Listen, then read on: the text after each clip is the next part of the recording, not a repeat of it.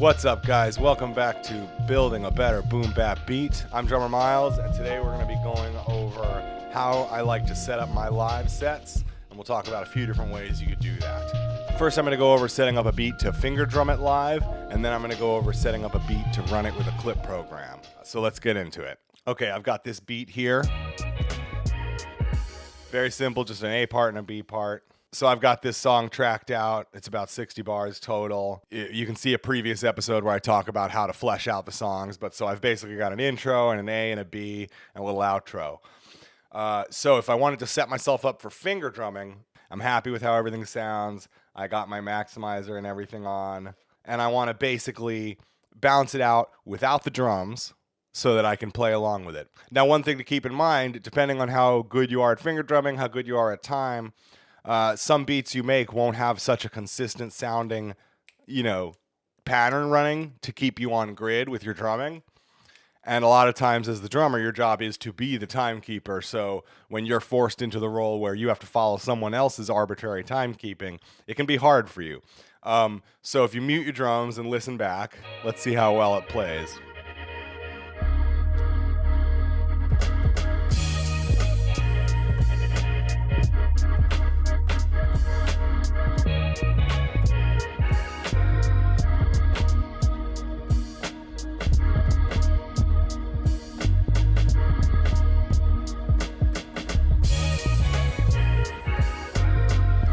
So this beat has a lot of percussive stuff happening in the bass line and in that main line. So it's really easy to follow along with the time. If you test that out and you find that you're falling off grid or you're having a trouble keeping up with your song, I would recommend at this stage throwing a little something percussive, a shaker layer, a tambourine layer, something like that.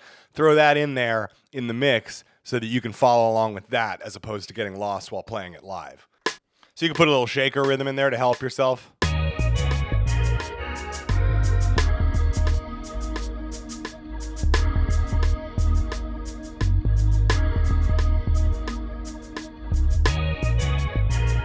So there's a little shaker, put it real background, just put it down in the mix.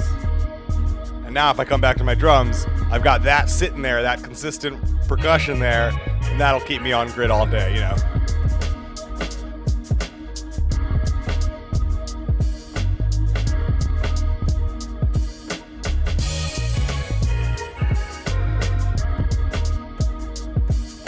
And you can make that as quiet as you need. You could push it all the way to one side or push it to the back, something like that. So it's not as present to an audience, but so that it'll really jump up in your ear like a metronome and keep you with the song. All right, so we've got our song here. There's a couple different ways you could do this. You could bounce to a sample and hunt for it, but I like to be able to export. I'm going to show you how to export it because then you can put it in whatever format you want, and you may want it to be a WAV format. So I'm going to go to the pencil icon. I'm going to copy this sequence over to maybe 11, 12, something like that, and I'm just going to get rid of the drums. So pencil icon on the drum track, clear it. There you go. Now we got the whole song with no drums. So I'm going to go to menu. We're going to go to song mode. We're going to open up a new song mode. We're going to insert just that sequence we just made with no drums. And we're going to export it. Easy, right? And choose whatever export settings you want. Unless you really need it to be a WAV for recording or tracking purposes, I would recommend going MP3 for what we're about to do. In the long run, doing a live set on the modern MPCs and having it be smooth really comes down to resource management. That's a big part of this. So if you can stomach having your tracks for your live set all be MP3, even though it's a slightly less quality audio, it's going to take up a lot less space in the CPU of the MPC while you're building up your live set. So it's your call either way. Totally fine to do it with WAV, but just keep in mind that it's going to take up a lot more space that way. So I'm going to do it MP3 just for the purposes of this, 128. So I'm going to export that. I'm going to hit export. Now, at this stage, I think it's really good to name your beat with its BPM and everything. It just makes your life a lot easier down the road here. So the name of the beat, dash 87 BPM, dash drumless. Gotcha. and you're going to choose where you want to drop that. Now, obviously, you put it wherever you want. I'm going to make a brand new folder just for the purposes of this. I'll call it lesson export. And I'm going to save that in there. Boom. So now that's a drumless version of this beat getting saved over there.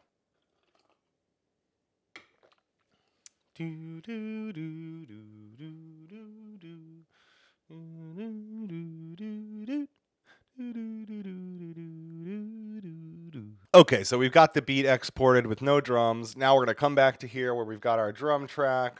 I'm going to rename this drum program Drums Bad Booty.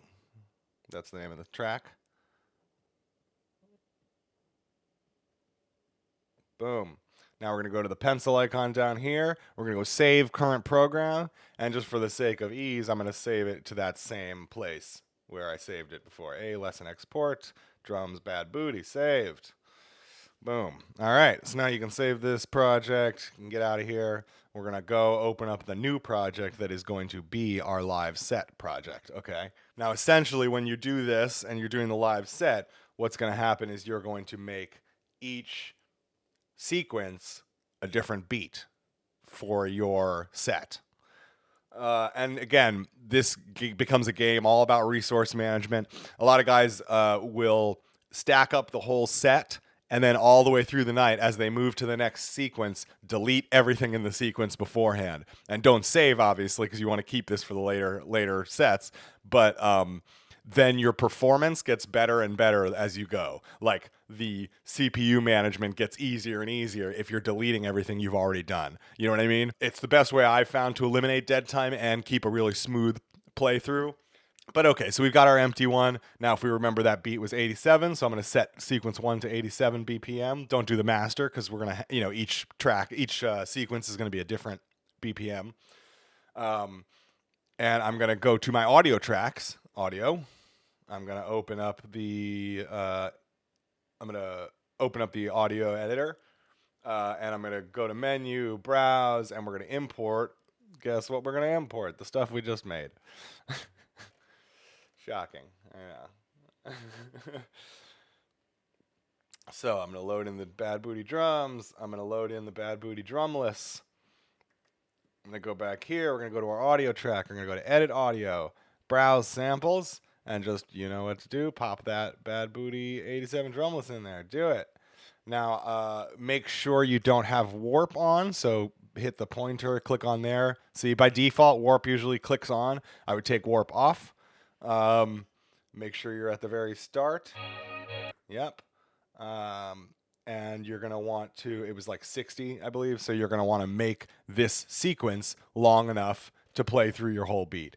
Now, you could also take this, for a finger drumming setup, you could also take this sample, this big long sample, or you could chop it. You could take your A part, your B part, and you could put them up here like a lot of guys do. I don't know if you watch my buddy Doc Brass. He does a lot where he'll have his drums down here and his melodies up here in little loops that he can like trigger. I generally like to just drum with my beat, but it depends on what the beat is, depends on how it is and how it runs. Some things are different. You could also take that sample we just made. You could chop it however you want. You could do whatever you want with it, and assign it to these other pads up here as a single note drum pad. But for me, I find it smoother to do it with the audio because not only can you, as you're working with it, you can scroll forward and it'll play, as opposed to a sample where if you scroll past the point of triggering, as you know, it will not play. So even if the sample extends out for that long. So part of why I like using it on putting the track itself on an audio track is that, going back and forth, doing beat repeat, doing anything like that, it won't fuck it up. It'll always be right where it is. It knows where it is, All right, so our song is there. The beat wants to be 60, whatever. All right, so there's our audio track. I'm going to call that the name of the song. I'm going to call this sequence the name of the song as well.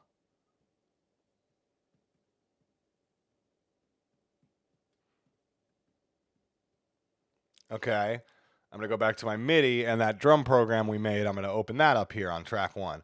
So now you notice if I open up the drum program and I hit play, I got the beat. Easy.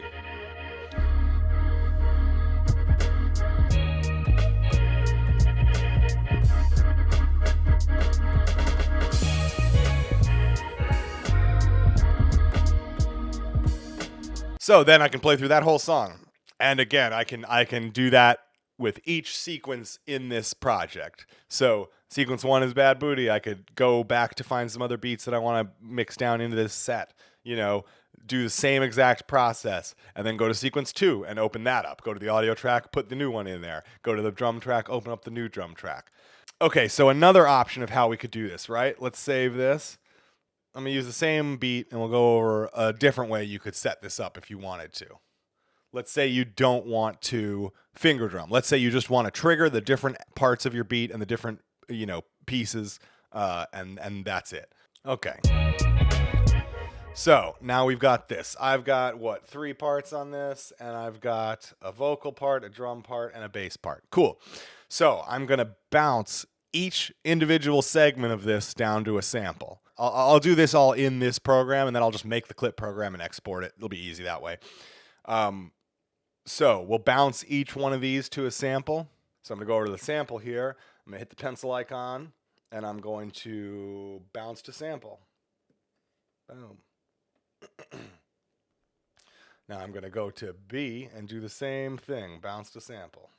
I'm just going to do my A and B part here. You don't need the intro for now, just for the purposes of showing you how this works. Okay, so we're going to go down and do the same thing with the drums, bounce to sample, and then go to B, drums, bounce to sample.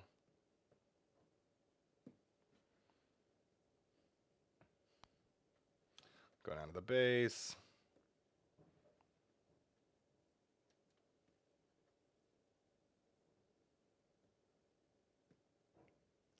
Bounce to sample.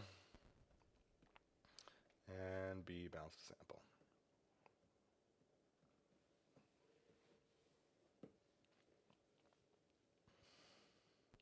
All right, so now in this project, I've got all those on samples.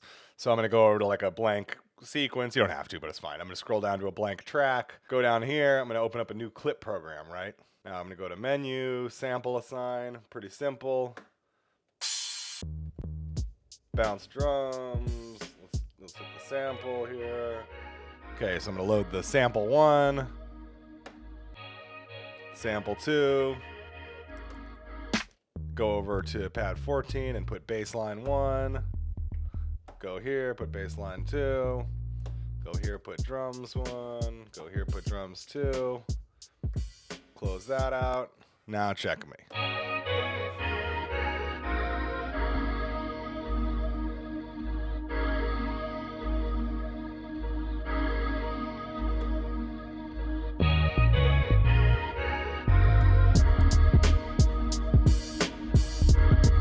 So say you wanted to just load up all your pieces and be able to trigger them as such. Real easy to do. Real easy to run from a clip program. So now I got my drums here. I got this here. Right now, the way it's defaulted is each row.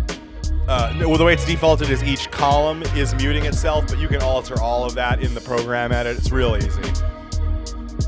So now I'm going to switch to the B part. Here we go. Easy. So if you want to do more of a DJ style where you're just triggering, you're not finger drumming, what you're doing is triggering your sounds, and then you can come over to the XY, have fun with that, Now I'll mute my drums.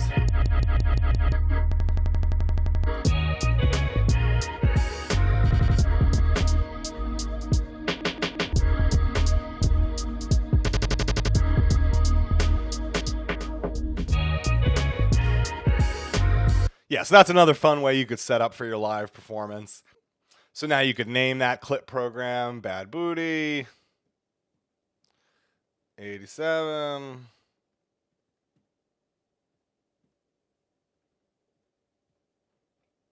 Boom. And then again, pencil icon, save that program, save it into the same place, say lesson export, Bad Booty 87. I'm going to call it clip also, so it's a clip program. Save that. And now if I go and open up that program I was in, lesson set.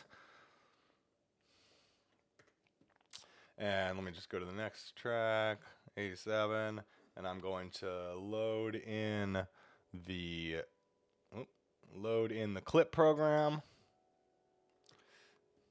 And there it is. Easy as pie. So those are two of the easiest ways I find to set up your live set. And then obviously you would continue this with whatever other beats you want in the set on each sequence. So basically you're thinking of it as like each sequence in this live program is going to be a different beat. And as you move through the sequences, you've got each other beat.